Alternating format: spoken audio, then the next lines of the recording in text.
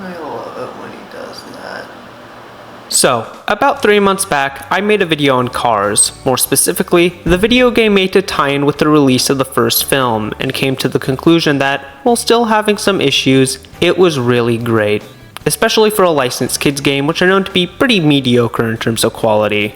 For that video, I played the PC version of the game. But did you know that it's only one of 10 systems the game was released on? This was pretty common back in the day for licensed games, releasing them on every system known to man to get the broadest audience and most sales. However, since these consoles all differed heavily in terms of specs, it was very common, almost standard, to have certain versions of the game be completely different than others. Like, you thought you were getting Battle for Bikini Bottom on your GBA? No, you're getting a 2D platformer, chump.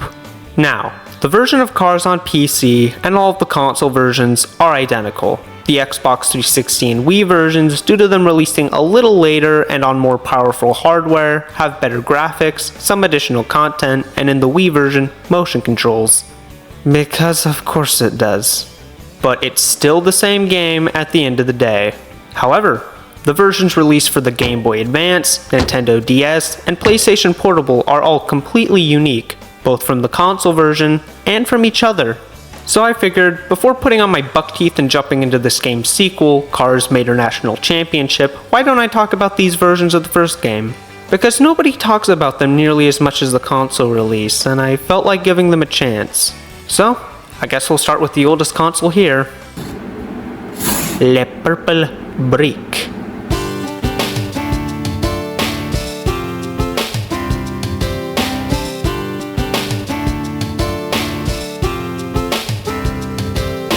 Now, as we've learned from my previous videos, the GBA was the first handheld that could really do racing games justice due to its 3D effects, while pretty much every racing game released on previous handhelds had to be played at an isometric angle. Now, Cars was released very late into the GBA's life, so you think that THQ, which probably knew a decent amount about how its hardware worked by this point, would have Cars be a 3D racer in the same vein as Mario Kart Super Circuit, right? Wrong. Cars is an isometric racer, and not only that, but a bad one too. Alright, that's kind of exaggerating things, but it's definitely rough. The camera is zoomed in, which makes it hard to see incoming turns and react accordingly. So you'll be spinning out, crashing into walls, and going off track a lot in this game. Which would be fine if the difficulty was forgiving like the console version, but this game's AI is actually pretty damn challenging, and one massive screw-up will be hard to recover from. Thankfully, there is a map the player can bring up by pushing the shoulder buttons, which does make it easier to predict turns, but it's just a band-aid solution if anything.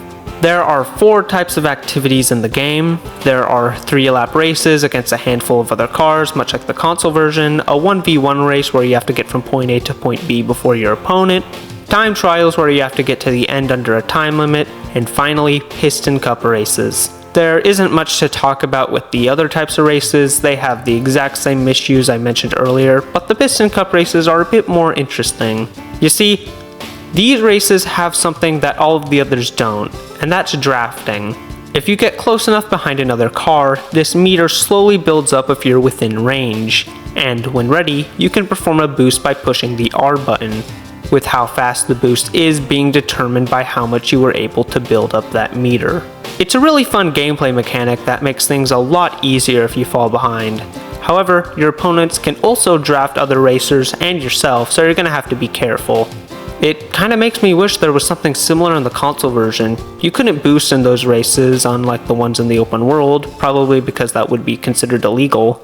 But I think a boost activated by drafting other cars would be a great compromise and make those races more interesting. Coupled with the fact that Piston Cup races are just 2 wide left turns, nothing that'll cause you to spin out, and these are probably the peak of the game. I really wish there was more I could say, but I just can't. Both because of how mediocre this game is, but also because it's just really short. Just casually going through the story mode, you should be able to complete it in about an hour with little reason to come back and try to 100% it. Both because the game itself isn't super fun, but also because the only unlockables in the game, and your reward for 100%ing it, are 16 low-res screenshots of the movie, which even at the time I feel would have been considered some lame-ass collectibles. 5 out of 10. It's not terrible, but it's far from a good game. Hopefully the DS version will be better, considering that it has the power to make an uncompromised 3D racer.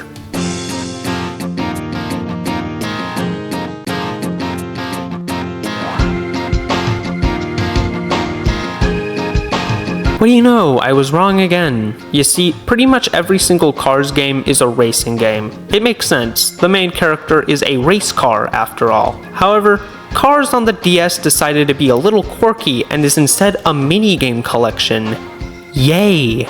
The setup for the game is very similar to the console version. It's been about a year since the events of the film, and McQueen has to race in the next season of the Piston Cup. However, unlike the console version, which consists of lightning training and radiator springs, this game has McQueen reminisce with the townsfolk about all the fun times they've had together. Which is what these minigames are, flashbacks to those fun times. You complete a handful of them, and then you unlock a Piston Cup race in the present against Chick Hicks. Repeat that process a few more times, and the game's over. Because this is a DS game, most of the minigames use the system's touchscreen, although some use traditional buttons or both at the same time. Since these are all very different in play styles, it's going to be hard to talk about this game in the same way as the other versions. So instead, I'm going to talk about each minigame individually as quickly as possible, and rank them all in a tier list. Gesundheit is the first minigame and has you driving along the interstate while avoiding other cars as Snot Rod, as well as the other members of the delinquent road hazards, who will occasionally drive in from behind you. It's basically like an endless runner game, but you also have to avoid things from behind.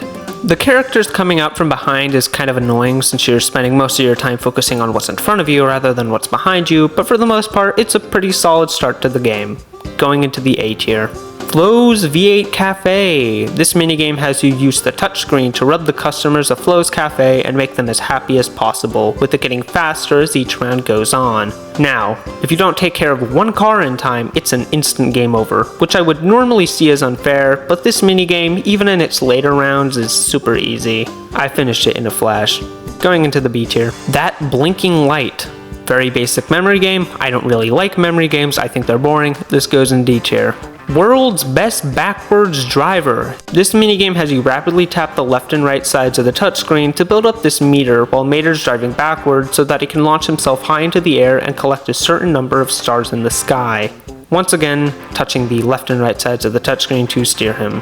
Since I played this game on an emulator with a controller and mouse rather than an actual touchscreen, this did take me a few times to get right, but when I did, it was pretty solid. This also goes in the A tier. Fishin' Mater. This minigame, once again starring Mater, has the player use the touchscreen to aim his tow hook at some trash in a lake and reel it back in. The goal of the minigame is to collect a certain number of trash under a time limit, with the amount of trash growing and your time shrinking every single round. Due to this minigame requiring you to rapidly turn this crank, my hand cramped multiple times during this and I had to keep taking breaks. C tier. Highway Hassle. Max starts accidentally dropping McQueen's trophies out of his trailer, and we have to save them with the power of the touchscreen. I didn't really like this one. D tier. Ramon Style. This is a mix between a rhythm game and memory game. DJ plays a quick beat with certain sections playing on different speakers, and you use the touchscreen in order to replicate it. This minigame sucks. It's very easy to forget which speakers to push at which time due to how many notes there are, and even if you get it right, you'll still get it wrong if you're just a little too early or a little too late. Thankfully, the devs must have been aware of how bad this minigame was, since you get to retry it as many times as you need without any penalties. Still doesn't stop it from being the worst one we've looked at so far. D tier. Tractor tipping. This one's very similar to the console version. You play as Mater and have to tip over all the tractors in an area without getting caught by Frank. However, what sets this apart from the console version is how bonkers it is to control. So, you press up on the D-pad to go forward and down to go backward, but you need to use the touchscreen to steer Mater, and you tip over the tractors by blowing into the DS's microphone. Were they just trying to make this minigame as complicated as possible? Because if they did, they succeeded with flying colors. Besides the confusing controls, tractor tipping is very solid, probably the best minigame we've played so far. S tier. Casa de la Tires. This has you play as Guido, where you have to fling tires into the air with the touchscreen in order to stack them under a time limit. This was absolutely terrible. I could never figure out how to fling these up properly and had to retry so many times. I'd either fling it up too much or not at all, and you have to be ridiculously precise in order to get a single tire onto that stack. I'm not joking. I ended up spending 30 minutes trying and retrying this minigame alone. It sucks. But it's slightly better than the Ramon one, so it's going above it. Hydraulic Jump Jam, another minigame starring Ramon. This one has us tap the touchscreen at specific times in order to get Ramon to jump higher and higher and get a certain amount of feet in the air under a time limit. It's really simple, yet really fun. S tier. The Drive-In. This is a puzzle minigame. You play as Lightning and use the touchscreen in order to move these cars and make an exit for yourself. Now, since I'm kinda stupid, this took me a bit too long at certain points, but it's otherwise pretty solid A tier. Willie's Butte. This has us race Mater backwards while avoiding certain hazards. The AI for Mater is a little unfair, but it's otherwise pretty good. A tier. This leaves me with one last thing to talk about, and that's the Piston Cup races, and sadly, I gotta say, this is probably one of the weaker parts of the game. These races have a very simple goal. Cross the finish line before Chick on the final lap. But what makes them so unbearable is that you have health in the form of your tire pressure, and if you blow all 4 of your tires out, you're donezo. McQueen's tires are way too sensitive, and as a result, it's very easy to get your tires into the red. Meanwhile, the AI for Chick is a million times better at the game than you for no reason at all. Thankfully, you take a pit stop every few laps where you change out your damaged tires from new ones. Still doesn't fix the problem though. Also, McQueen can only accelerate as long as this bar on the bottom screen is full, and he'll fall back behind if it's empty. So for most of the race, you're just fighting Chick's terrible AI, then you pass him and win within the last 10 seconds of the race. D tier. I kinda ranted towards the end there, but Cars on the DS is an overall decent game despite some bad mini games. It's at least better than the GBA version. If you are curious and want to play the game though, please, I beg of you, play it on an actual DS or 3DS, because it's almost unplayable on an emulator. I played this game with a keyboard, a mouse, and a controller and had to switch between all 3 at multiple points while playing, and it just wasn't fun. Plus, a mouse can't quite replicate a touchscreen, and it makes certain sections that require quicker reaction times a pain in the ass. 6 out of 10. Let's hope the PSP version's better, but judging by these 2 versions, I'm not getting my hopes up.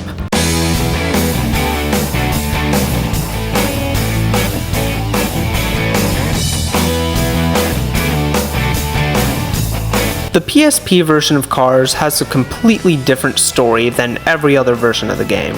It begins with a brief tutorial where Lightning's having fun racing with his friends before they get interrupted by the delinquent road hazards, who try to start wrecking up the town. Lightning then decides to challenge them to a series of races, where if they win, they could stay, but if the townsfolk win, they have to get out of town. Much like the console version, Cars is a 3D racing game. Finally. However, this version is a more linear arcade racer. There's no open world, just a series of races, and the story mode consists of the player competing in races against the townsfolk across Carburetor County, before eventually unlocking a 1v1 race against one of the delinquent road hazards, and after completing all of those races, one more race against all 4 of them along with their leader, Chick Hicks. Lightning wins, of course, and the game ends. The tracks themselves, due to them not being restricted to an open world map, are a lot more cartoony than the console version, having boost pads as well as stage hazards such as earthquakes, tornadoes, or even Frank, who actually jump scared me the first time I saw him. Focus, McQueen!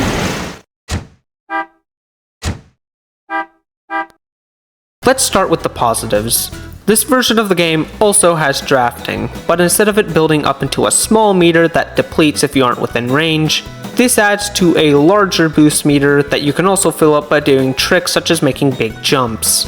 The console version also rewards you for doing this, but you're rewarded in the form of points, while your boost slowly fills up automatically over time.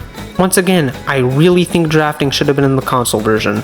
I also think that the tracks not being confined to a large open world gave the devs a chance to have more creative locations and shortcuts. There are plenty of them sprinkled throughout the game that you could take advantage of in order to get ahead of your opponents. But your opponents can also use these shortcuts as well, so they're not a 100% win the race card. You're still going to have to actually try to get in front of them. The tracks themselves also take place over a larger amount of areas, including places outside of Radiator Springs, which is something that in the original was reserved only for special story events such as Piston Cup races or committing crimes. It makes Carburetor County feel a lot more alive, just like how it was depicted at the end of the movie. However, every game has its negatives, and this one is no exception. For example, the drift, much like the console version, is ass. The character models kinda dip into that uncanny valley territory, and these ramps in the highway track are super annoying. But my biggest gripe with this game is the difficulty. On default, the AI is challenging, but the fun type of challenging. However, as the game goes on, the AI gets more and more difficult to deal with, to the point where making one mistake could cost you a whole race. Like seriously, how is McQueen getting cooked by a Model T? This race should be over by now. I even had to restart during the boss race against Wingo, because while I did pass him, for whatever reason the game didn't think I was in first place and still said I wasn't second, which made me have to retry the whole thing, which was super frustrating. Overall though, Cars on the PSP is a really good game, and is the only one we've covered today that I'd actually recommend to anybody who liked the console game. It's just as good, and in some areas, even better. 8 out of 10, which is probably what I'd give the console version as well. Okay, so let's see, I've talked about the console, GBA, DS, and PSP versions. I think I'm done. I think I've talked about every version of the game. Do you see this? This is the face of a liar. Cars on Java flip phones. I'm not joking. This is real. This is an actual game. There was a version of this game made specifically for old flip phones with Java on them. Was THQ just that desperate for money? I tried my best to get this game working, but sadly I just couldn't. My emulator booted it up just fine, but for whatever reason, probably the ROM being screwed up, whenever I moved, the screen would turn into this jumbled mess. Still better than the GBA version. Okay, now I've talked about every single version of Cars. Not gonna lie, I am a little bit disappointed. The console version is beloved, not just because it's based on a Pixar classic, but also because the developers behind this game obviously put a lot of care and effort into making it. You could tell that this wasn't just a cash grab, and that Rainbow Studios, the developer of the console version, just really loved the world of Cars. But the GBA and DS versions just don't have the same amount of effort put into them, and even the PSP version has its issues. Whether that be terrible track design, controls that physically hurt you, or frustrating difficulty, these versions are a lot more flawed than their console counterpart, and I can see why they've been forgotten. Alright, that's it for the video, and if you excuse me, I gotta get back to what I was doing beforehand. Looking at this guy. I really need to find a hobby.